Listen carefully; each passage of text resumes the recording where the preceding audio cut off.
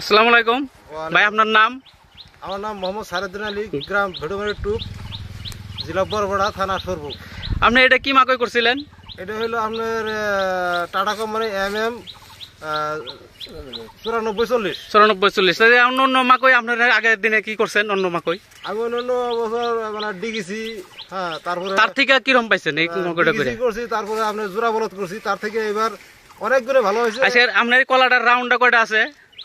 16টা আছে নাকি 18টা, মানে ভালো 16টা 18টা এরকম হয়েছে। আর উপর দিকে? আর উপর দিকে